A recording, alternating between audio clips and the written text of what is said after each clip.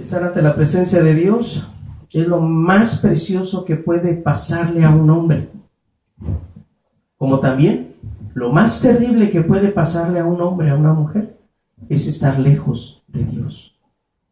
Hace tiempo, hace unos años, había un hermano que decía, gloria a Dios, o sea, buenas y malas noticias. ¿Cuáles quieren que les diga primero? No, pues díganos las buenas. Cristo viene pronto. Esa era la respuesta que el pastor decía. ¿Y las malas noticias? Cristo viene pronto. De ambas formas, para aquel que está pegado a las cosas de Dios, sabe, se regocija que hay una relación preciosa con Dios y dice, Cristo viene pronto, aleluya, gloria a Dios. Como la mujer cuando tiene a su esposo en la guerra y le dice, mi amor, llego en un mes. Está ansiosa la persona, empieza a arreglar la casa, empieza a arreglar todo para poderle recibir a su marido. De igual forma nuestro Rey viene pronto. ¿En verdad nos estamos preparando como debe de ser? Así fuera un texto y dijera, mi amor, llego pronto, o una carta, o un correo electrónico. Mi amor, llego pronto, llego tal fecha, te voy a pedir por favor que te lleves este vestido, que a los niños los vistas así, porque de ahí voy a hacer un gran banquete y vamos a ir a tal parte. ¿Qué te parece? Y vamos a estar bien, contentos. De igual forma, Dios, en su venida, nos dejó una carta preciosa que se llama la Biblia. La mujer que ama a su marido, la esposa que ama a su marido, a su esposo, lo que va a hacer, ¿saben qué es lo que hace? Aunque sea 2, 3 cartas completas, se va a grabar todo, va a estar al tanto de cada detalle, a qué horas va a ser. Si le dice a las 10 de la mañana, no va a llegar a las 3 de la tarde, ¿verdad? O si le dice a las 10 de la mañana, no se va a empezar a preparar a las 9:50. Ay, me voy a empezar a preparar. No, porque tú ya debes de estar allá. Entonces, esa es la forma en que Dios nos deja un testimonio de su palabra y de la hora y de la venida en que Él habría de venir. Dice la Escritura que no se conoce la hora exacta, mas sin embargo, Dios nos dio señales para nosotros entender que ya se aproxima su venida. Amén. Entonces, tenemos buenas noticias y malas noticias. Buenas noticias para aquellos, para reavivarles, para confirmarles, ¿sabes qué? Sí es cierto, Cristo viene pronto. Yo te digo, Cristo viene pronto. Maranata. Hay iglesias que tienen ese título, Maranata. Maranata significa Cristo viene pronto. ¿Sí? Y malas noticias para aquellos que el día de hoy, a lo mejor hasta por casualidad, están escuchando este mensaje. Cristo viene pronto. ¿Te estás preparando? ¿No te estás preparando? Y hay mucha gente que no conoce y que a pesar de que escucha estas palabras le van a pasar por largo. ¿Qué es lo que pasa? ¿Se agradará a Dios de que se le es desechado? Obviamente, claro que no. ¿Sí? Dios sabe que el mundo está en una condición caída a partir del primer Adán, de Adán. Se le conoce al Señor Jesucristo como el segundo Adán, en el cual por un hombre entró el pecado, por Adán, el primer Adán, y por el segundo Adán entra la vida eterna, que es Jesús. ¿Sí?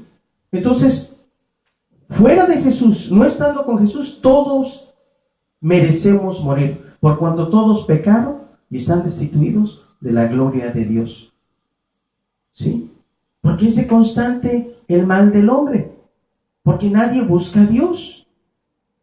Porque todo aquel que se hace amigo del mundo se constituye enemigo de Dios.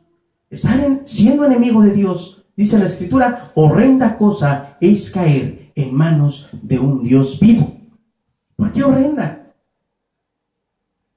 ¿Ustedes creen que el infierno es algo muy bonito? Claro que no. Muchos dicen, es que ahí va a estar Satanás. Y Satanás creó este lugar. No.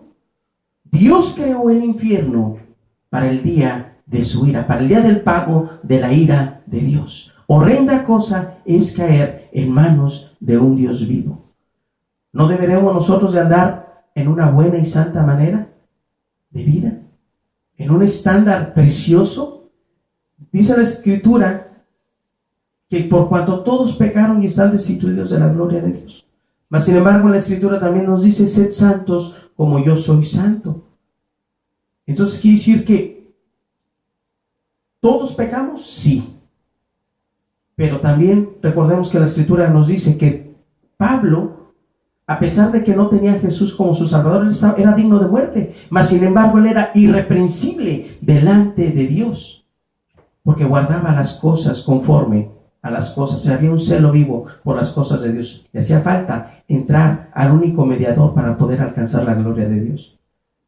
Porque ni aun Pablo se salvaba, aun siendo irreprensible, ¿sí? No se salvaba de ir al infierno, a ese lugar. Nadie podíamos pasar ante la presencia de Dios. Por eso el día de hoy, cuando Dios nos da una salvación preciosa, nos da su palabra, empezamos a seguirla, a caminar en esa santidad. La santidad se alcanza por medio de escuchar la palabra de Dios. Si la persona no lee su Biblia, si no se alimenta, va a ser muy difícil que se esté santificando. Y dice la Escritura que no entrará nada inmundo en la presencia de Dios. Obviamente no vamos a ser salvos por obras, sino por la justificación que Dios hace al haber pagado por nuestros pecados en esa cruz.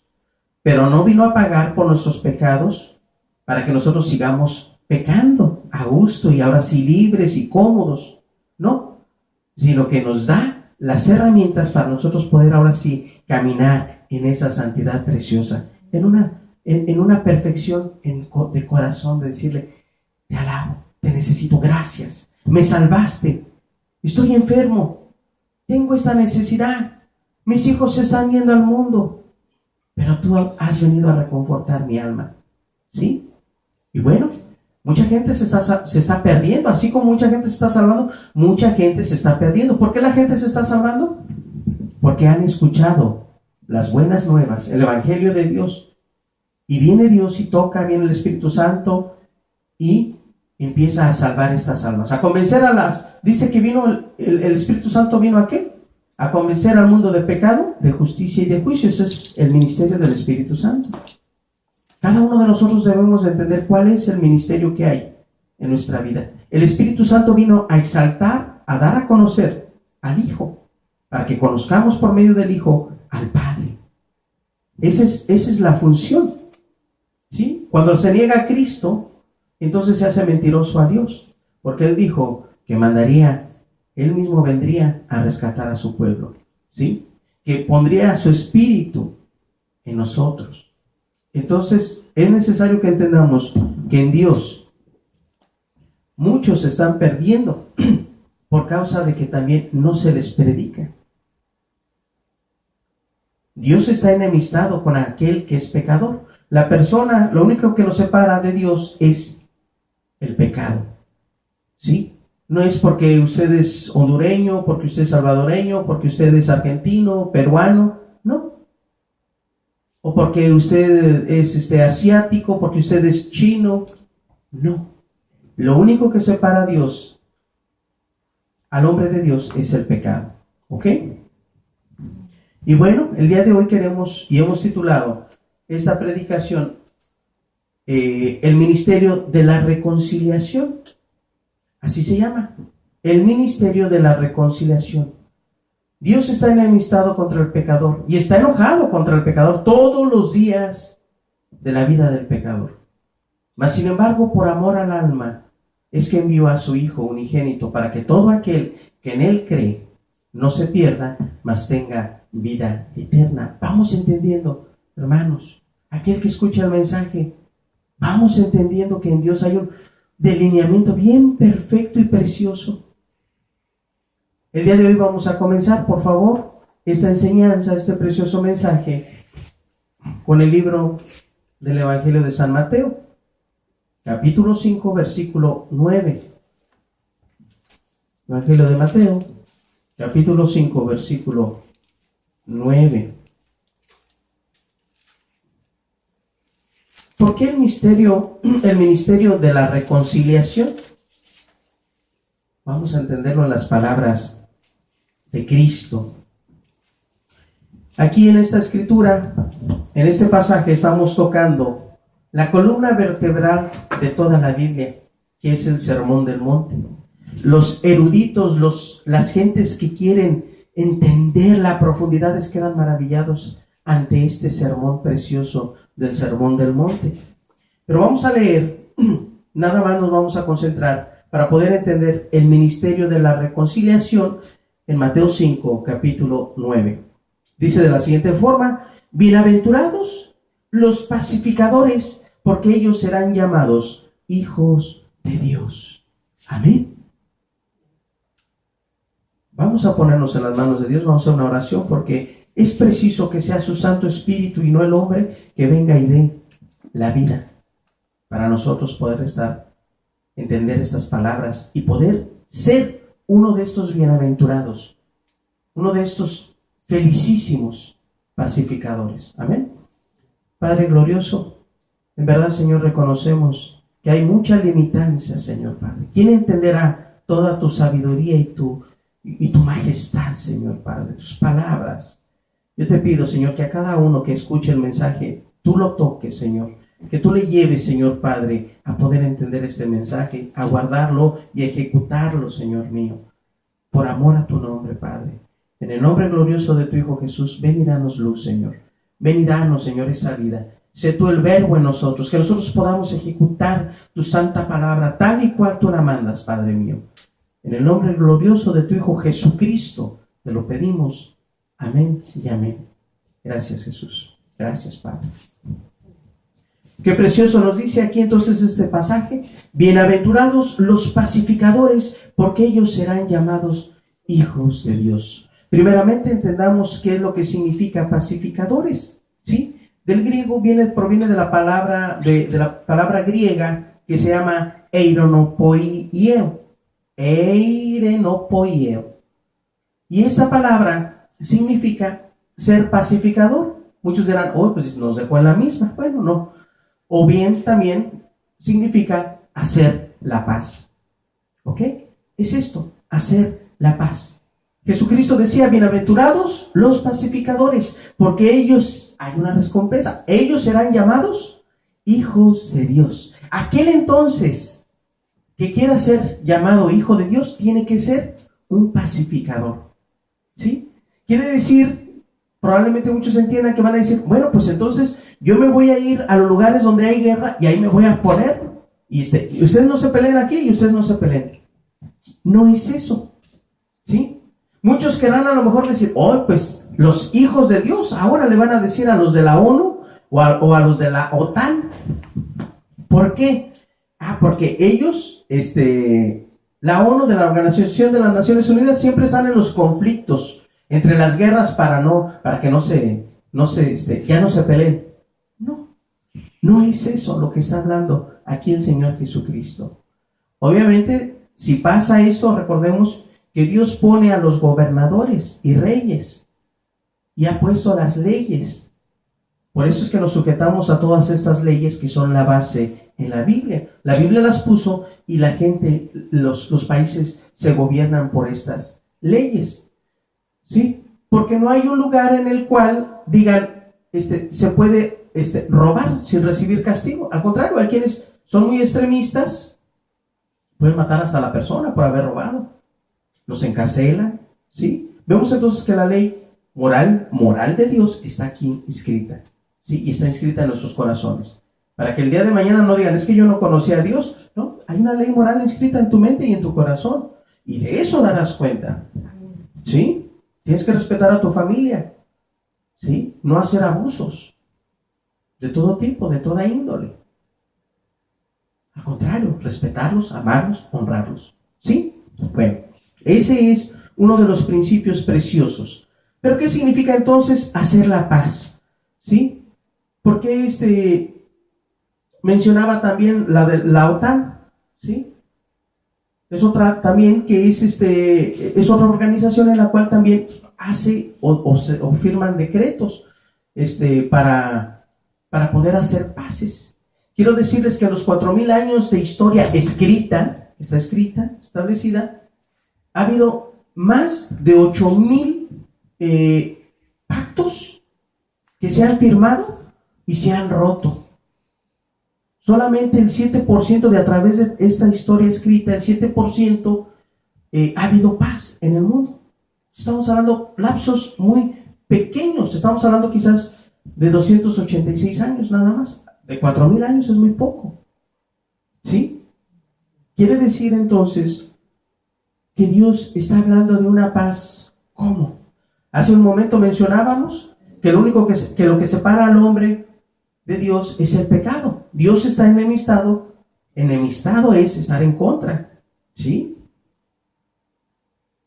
Está enojado con el pecador. Todo aquel que ama al mundo se constituye enemigo de Dios. Entonces, ¿de qué estaba hablando aquí Jesús? Bueno, Jesús aquí en el Sermón del Monte daba ciertas especificaciones, pero una de las cosas que estaba aquí hablando Jesús era de tener una reconciliación con Dios. La reconciliación con Dios es importante, porque volvemos a lo mismo. Buenas noticias es para aquel que viene su marido, que viene su Señor, y está bien a cuentas con Él. Mas, sin embargo, malas noticias para aquel que no está a cuentas con Dios, porque entonces recibirá la paga. Vamos a recibir cada uno de nosotros la paga, conforme a nuestros hechos, conforme a nuestras obras. ¿Sí? Entonces es importante que nosotros estemos a cuentas con Dios. Qué preciosas palabras decía: bienaventurados los pacificadores, porque entonces ellos serán llamados hijos de Dios. Los pacificadores son aquellos que van y anuncian las buenas nuevas de Jesucristo. Mira, Dios te quiere bendecir, pero no en esa condición en la que tú estás. Porque tú le dices al mismo diablo: Dios te quiere bendecir. ¿Y qué dice el diablo? ¡Ah, qué gusto! Dios tiene buenos planes para ti. Uy, pues yo tengo buenos planes para mí. Mas los que Dios tiene para mí.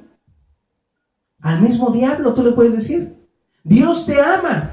Ay, pues yo me amo y Él me ama. Y tiene planes para mí. Así como estoy en mi condición. Por eso es importante que muchos han llevado un evangelio rebajado, limitado, que no entienden. Porque, cierto o no, tú escuchas: Dios te ama. Nosotros lo hemos dicho, Dios te ama, pero hay un compromiso. Jesús nos dijo estas mismas palabras en otra forma. Dijo: arrepiéntense, arrepentíos, porque el reino de los cielos se ha acercado. Vuélvase la persona. Arrepentimiento significa volverse de su mal camino. Volverse, si tú ibas para allá, ahora vas a caminar para el otro lado, opuesto. Qué bonitas palabras, qué hermosas palabras de Dios. Porque dice: porque viene el reino de los cielos, se ha acercado. Un reino viene ¿a qué? A conquistar. Y dará pago a aquellos que se rebelaron en contra de ese rey. Por eso decía: arrepentidos. Arrepentíos. ¿Qué ministerio traía el Señor Jesucristo? De ser pacificador.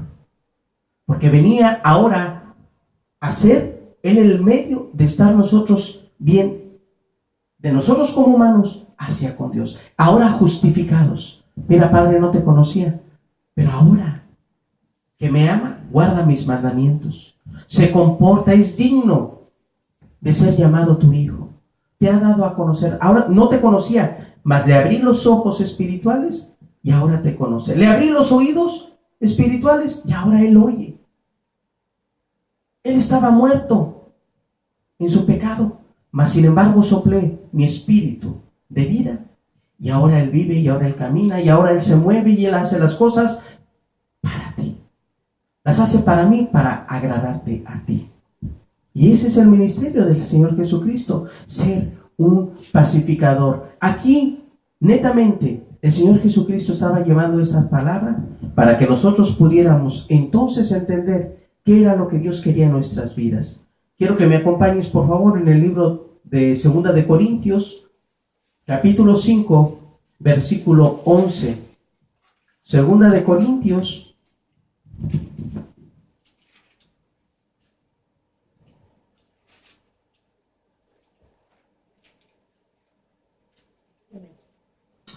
amén.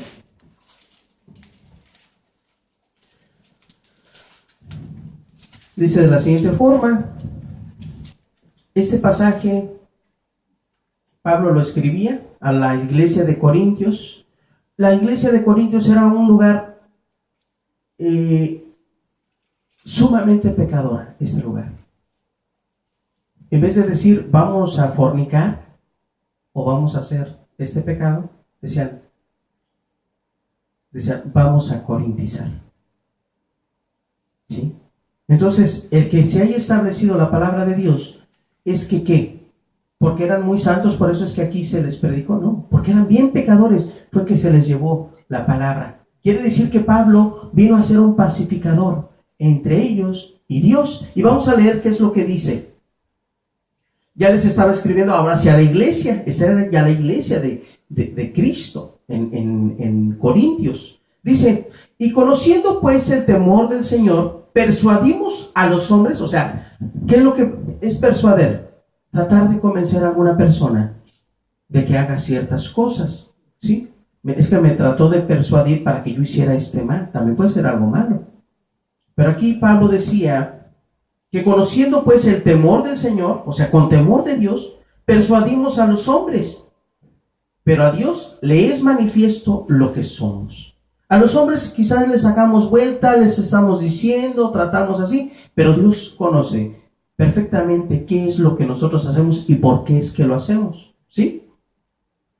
Dice así, pero a Dios le es manifiesto lo que somos y espero que también lo sea a vuestras conciencias. Así como Dios conoce a nosotros, esperemos que lo que hemos hecho sea para sus propias conciencias, que esté grabado de cómo nos hemos comportado hacia con vosotros, ¿sí? Dice, no nos recomendamos pues otra vez a vosotros, sino os damos ocasión de gloriaros por nosotros, para que tengáis con qué responder a los que se glorían en las apariencias y no en el corazón. ¿Qué era lo que estaba diciendo Pablo? Bueno, les estamos diciendo todo esto que ha acontecido para gloria de Dios. O sea, ¿que era importante el testimonio? Claro que es importante el testimonio. Hay quienes dicen y toman el pasaje donde dice, testimonio no recibo de los hombres. Pero ese era Jesús. Estamos hablando que Él era Dios. Yo como hombre, si yo quiero ver una persona digna de Dios, tiene que comportarse conforme a Dios, como a lo que Dios estipula, ¿sí? Porque entonces no va a surtir efecto en las otras personas. Si yo soy hijo de Dios, yo debo comportarme conforme a los estándares que Dios tiene. Amén. Dice, entonces, para que les tengan que responder a aquellos que se glorían en la carne y no en el corazón. O sea, no conforme al corazón, no conforme a lo de adentro, sino a puras apariencias. Dice, porque si estamos locos, en el 13, dice, porque si estamos locos es para Dios, y si somos cuerdos es para vosotros. Esto es muy importante, hermanos. ¿Por qué? Porque para el mundo nosotros estamos locos. Mas, sin embargo, para vosotros que son hermanos, a través de la Escritura, te especificamos por qué nosotros nos conducimos de esa forma. Por medio de los estatutos de Dios. No es porque queramos nada más hacerle al cuento. Es porque hay una orden precisa del novio que ha de venir. ¿Sí? Por el esposo que ha de venir. Por eso es que nosotros estamos perfectamente entendiendo cómo es nuestro comportamiento, cómo es que debemos de ser, ¿sí? Debemos de temblar y de autoanalizarnos si realmente estamos llevando esto. Hay veces que tienen que venir otro a decirnos, ¿sabes qué? Lo que pasa es que tú dices esto y no lo estás haciendo. Y tiembla nuestro ser. Porque si ese que está, que tiene ojos aún, que ni hay quienes ni caminan con Dios y vienen y nos dicen ciertas cosas, hay que temblar para estar listos para cuando venga la venida de Dios. Amén. Dice, porque el amor de Cristo, en el 14, nos constriñe en pensando esto, que si uno murió por todos, luego todos murieron.